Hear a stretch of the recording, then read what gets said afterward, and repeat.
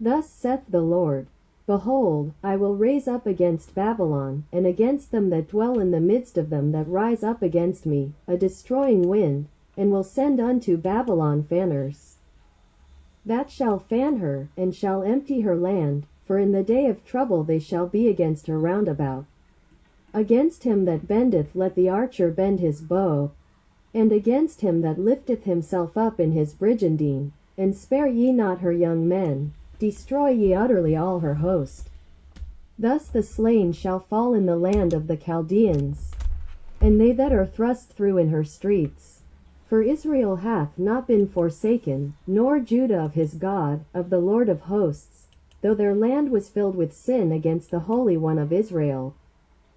Flee out of the midst of Babylon, and deliver every man his soul, be not cut off in her iniquity.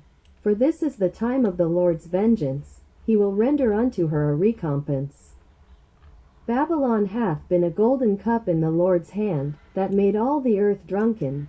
The nations have drunken of her wine, therefore the nations are mad. Babylon is suddenly fallen and destroyed. Howl for her, take balm for her pain, if so be she may be healed. We would have healed Babylon, but she is not healed. Forsake her, and let us go every one into his own country. For her judgment reacheth unto heaven, and is lifted up even to the skies. The Lord hath brought forth our righteousness. Come, and let us declare in Zion the work of the Lord our God. Make bright the arrows, gather the shields. The Lord hath raised up the spirit of the kings of the Medes. For his device is against Babylon, to destroy it, because it is the vengeance of the Lord, the vengeance of his temple. Set up the standard upon the walls of Babylon, make the watch strong, set up the watchmen, prepare the ambushes. For the Lord hath both devised and done that which he spake against the inhabitants of Babylon.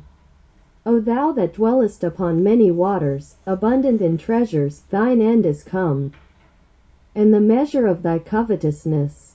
The Lord of hosts hath sworn by himself, saying, Surely I will fill thee with men, as with caterpillars, and they shall lift up a shout against thee. He hath made the earth by his power, he hath established the world by his wisdom, and hath stretched out the heaven by his understanding. When he uttereth his voice, there is a multitude of waters in the heavens, and he causeth the vapors to ascend from the ends of the earth. He maketh lightnings with rain, and bringeth forth the wind out of his treasures. Every man is brutish by his knowledge, every founder is confounded by the graven image, for his molten image is falsehood, and there is no breath in them. They are vanity, the work of errors. In the time of their visitation they shall perish. The portion of Jacob is not like them, for he is the former of all things, and Israel is the rod of his inheritance, the Lord of hosts is his name. Thou art my battle-axe and weapons of war, for with thee will I break in pieces the nations, and with thee will I destroy kingdoms.